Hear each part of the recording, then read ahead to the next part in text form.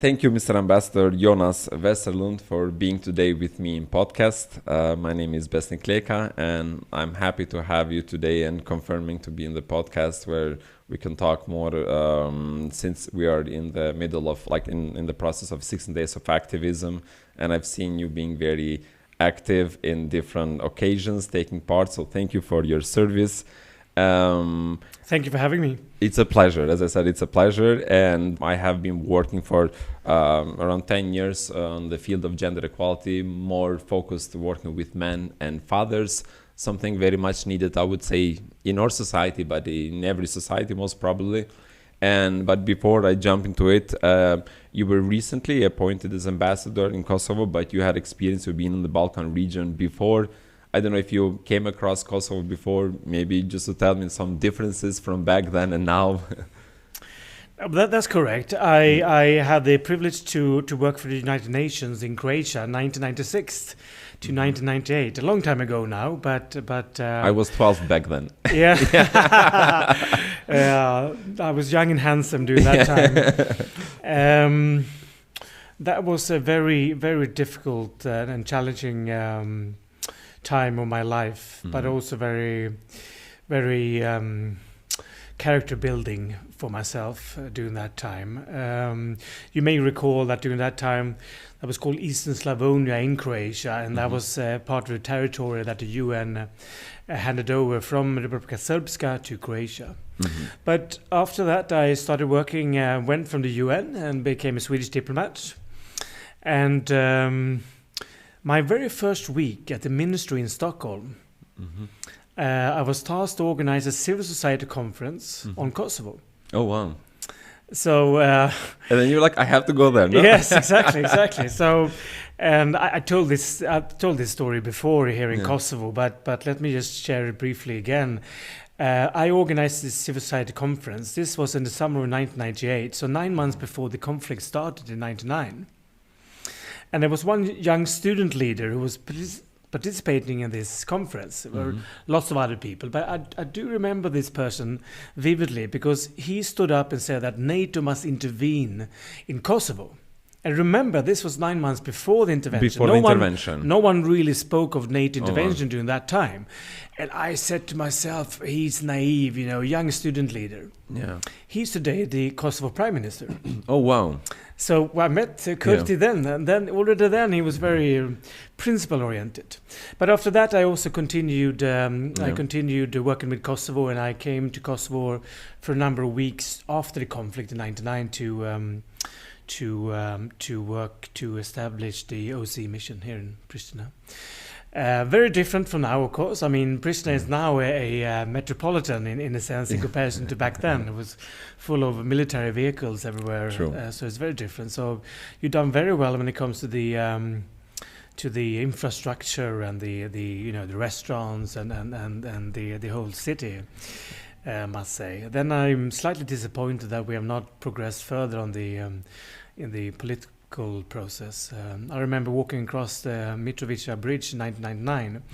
I cannot have imagined to be here 23 years later and still walk across the same bridge. But yeah, unfortunately, as you said, there has been progress in some fields, but there is still a lot of room to progress in so many other, especially in the political sphere. And I think not in the Balkan region being such a small place, but dynamic in terms of many other issues, which very often it turns into a conflict.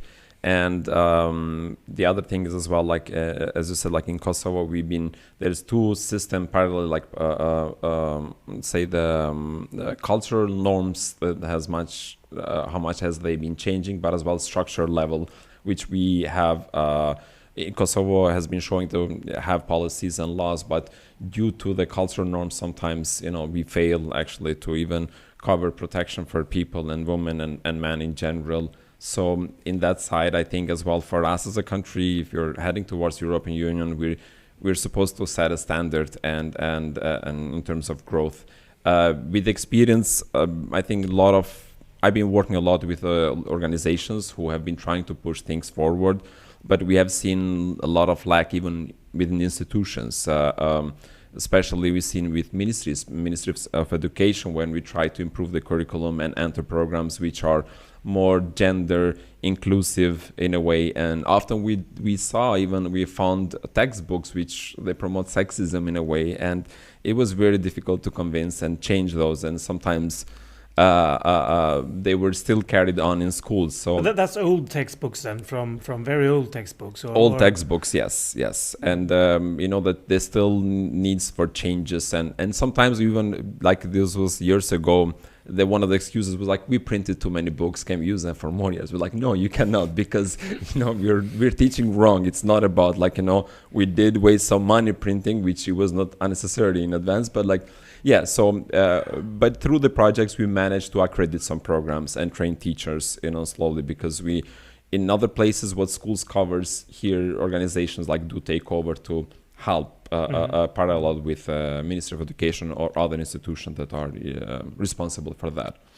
So and I want as well to talk now about 16 days of activism, and I've seen you have been as well active in many occasions, and we see as well the importance of involving men in general to promote gender equality. And I think you come from as well Scandinavian countries. We know how much men as well raise their voices and join the movements, and we know that it's not because women cannot do the job that they started. We know how the feminism started, but we've seen our role there, and thankfully there was a door open to contribute. And why do you think it's important? What are the benefits of getting men engaged?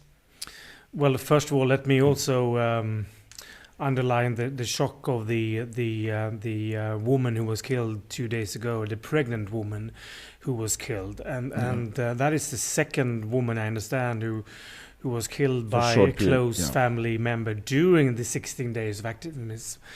That's all very, very sad and tragic. It so happens I just read also today about a woman being killed in Sweden, where I have my summer house, by her husband. So this is something happening around the world. So that's all very sad. A woman is being killed. 5 women are being killed every hour across the world. So 5 women are killed every hour around the world.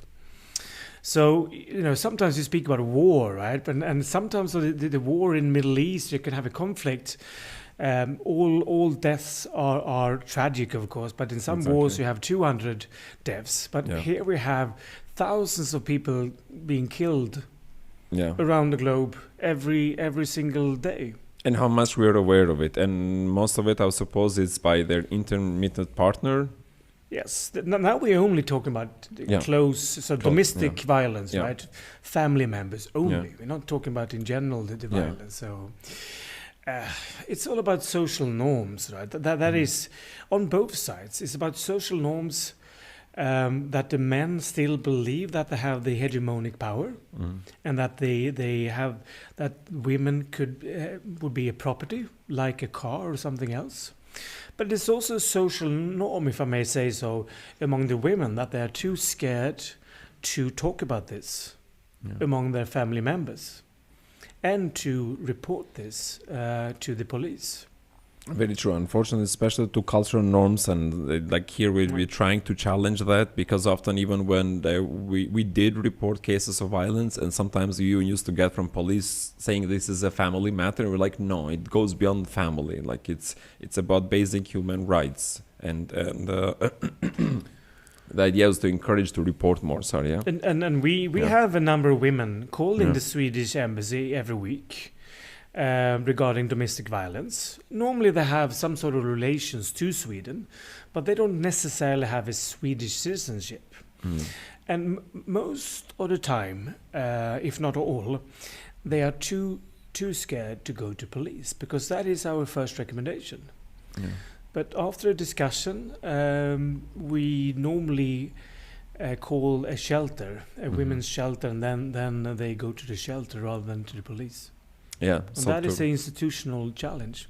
Yeah, And I know, like, even unfortunately, shelters sometimes used to lack in basic facilities while working in some organization, which it was a need. And I think recently there was as well funds put from the government towards the shelters, because one thing is, you report a case of violence, let's say if it's happening in a domestic family, and then but the issue and that what we're seeing we're failing is providing safety and security for later on after the case is reported, which this might be as well the tendency of many women not reporting, because not many of them do result in how to say, in safer life, which it shouldn't. And in the other case, we see how much is reported that, how many women are being like murdered by their partner. And as I said, we as society and as government, like, we're failing to provide basic safety, and let alone this case that happened in front of the hospital one day before the delivering the baby. And I think we should stand and this be an eye opener for us, like how as society we are. One day before delivery, I haven't heard that before. And the man knew about this, of course. Yeah, the man knew about this. And there was, at least what I was following the media, the mother-in-law used to be there constantly, and watching out. And now I don't know if that would help or not, and what was the basically, their follow-up on that. But yeah, it was one day before the delivery. Right. And so it's pretty, so... Yeah, go on. Yeah. No, I was going to say, I mean, there are many strands here. I mean, one strand is, of course, that you need to work on how to treat the women who are being taking part of this, being beaten by their family members. In Sweden, we have many sort of special units in the police force who can deal with these issues. You have special units within the judiciary who can deal with these issues. So that's one way of dealing with it. I mean, also when it comes to rape cases, we have special units working only on that. Yeah. So that's one way of doing it when it comes to how to work on the effects of domestic violence. Yeah. So yeah, I mean, there are cases which we should learn. And in this case, is that from Scandinavian countries or other countries, like how do we provide more safety and security?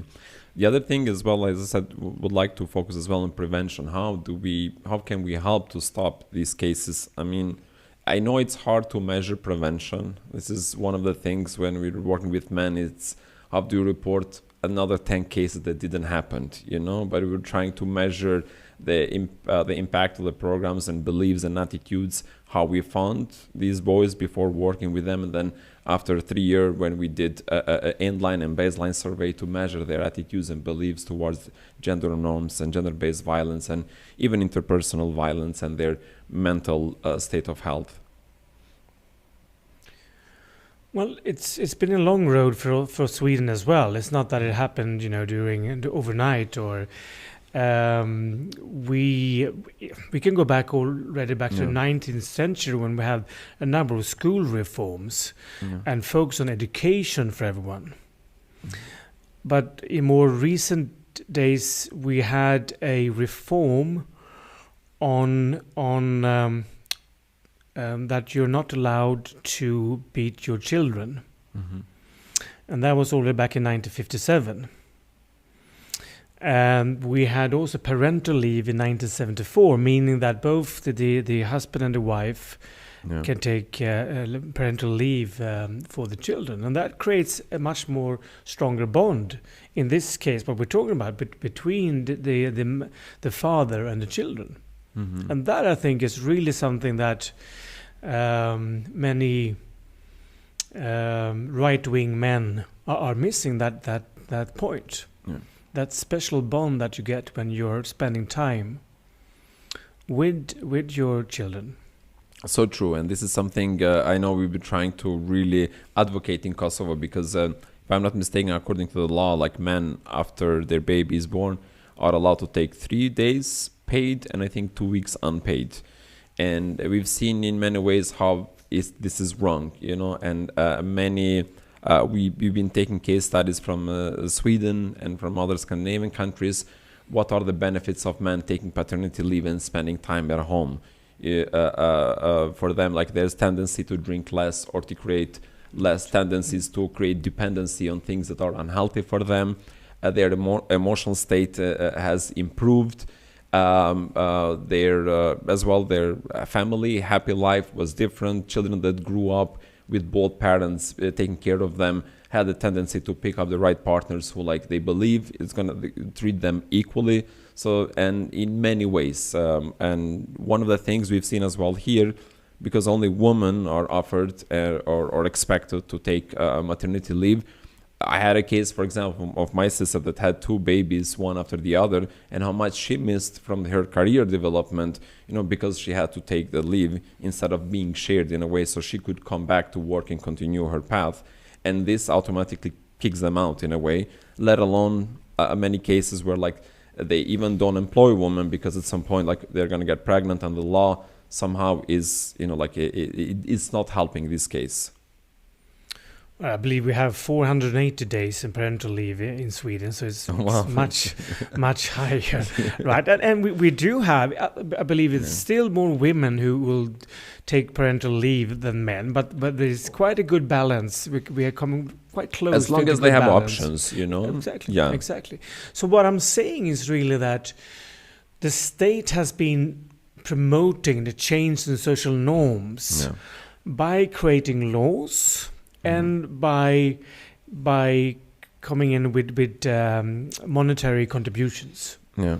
So the state has an important role to play there. Yeah. But then you have the social norms as well. Of course, what the state does will also affect the social norms. But it's very important to have the civil society, for example. I mean, the feminist movements, for example. You need to have that civil society as well to change the social norms. But once again, I mentioned the feminist movements, but I do believe that many of the like right-wing men are missing the point here. Yeah. The best thing in life would be to have your family, and as you mentioned as well, this is not only good for the children; it's good for yourself as well. You will drink less, you will smoke less, you will exercise more, and you will live longer. So it's a perfect match. Exactly. Believe it or not, many studies have shown that even the sex life of the couple has improved. Right, because they share households. More children. Yeah, whatever makes you happy. If you want to have more children or a healthy lifestyle. But definitely, I mean, this word as well, because we've seen in patriarchal societies how men suffer from pressure of other men in a way, or inability to express their emotions.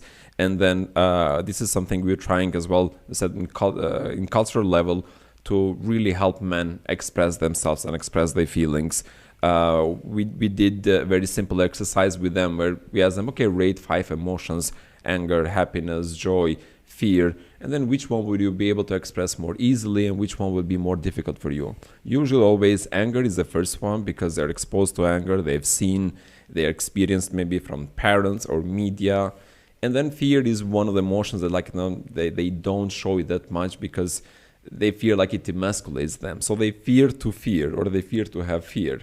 And one of the things was it took time to really help them create these safe spaces where they could share their emotions. And men have to share a lot, meaning in a good way, the struggles.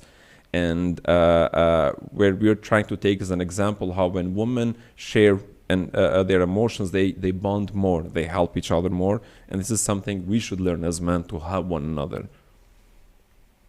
No, men has a stronger proclivity to commit suicide than women for this very reason, as you mentioned.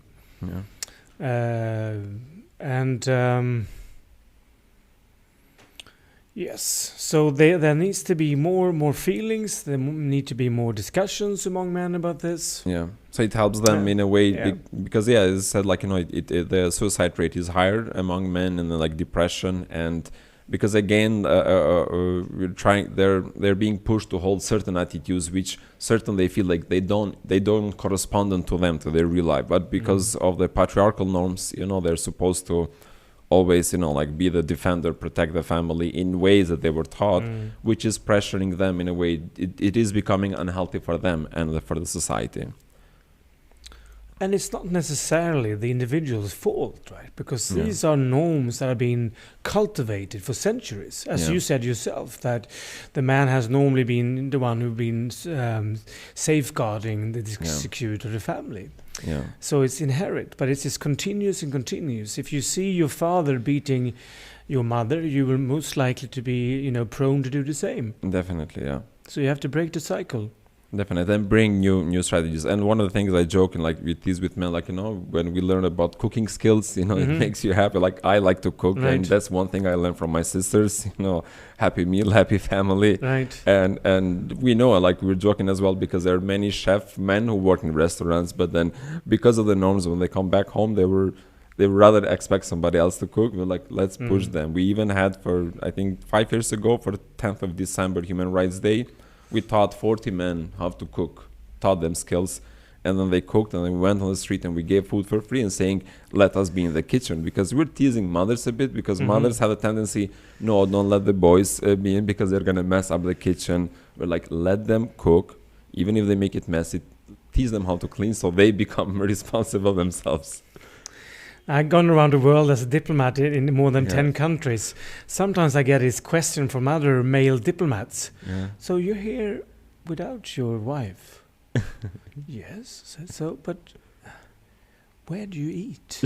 It's like you're gonna start for a Swedish man, it's like, well, I mean, you do pasta, right? You boil your water, you put the pasta inside, you put some salt in it, you have some tomato sauce, and voila, it's there, right? I mean, how difficult can it be, right? If not, I'm gonna go hunting back to 1,000 years. Exactly. Where's my spear, right? Yeah. To me, I joke.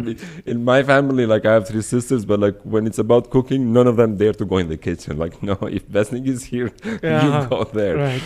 So yeah, but it's a pleasure, so I enjoy, and we should really allow men, and women, and the more we neutralize and give opportunities, so things shouldn't be cut in stones. If more women want to be stay at home and raise kids, if it's their choice, it's fine. But the things shouldn't be cut with knife. What belongs to women or what belongs to men, or what professions should one or the other choose. But like I said, it's about norms. I remember this saying when I was in elementary school. It rhymes in Swedish. It doesn't really come out the same way in English, but it's something like where your IQ ends, your fists take over. So makes sense. And that also, so men would need to find new solutions, right? Because it's been so easy for them to raise their voice or use violence as a superior weapon. So we have to be much more clever nowadays and solve conflicts in a different way. And that takes some doing. Very true, very true. It takes some time, and it takes some examples, and it requires changes. Thank you, Mr. Ambassador. I would not like to take more of your time. Thank you for your sharing your experience and your thoughts. If you have something for the end, it will be our message now during the 16 days of activism to everybody who's watching and hearing us. Well, I really hope that young people could all become members of various civil society organizations and really help the society to prevent domestic violence. That's you. The message. Thank you for the message. Thank you. And we wish for the world where it's more peace and happiness and joy for everybody. Thank you, and it was a pleasure. Thank you. Thanks so much.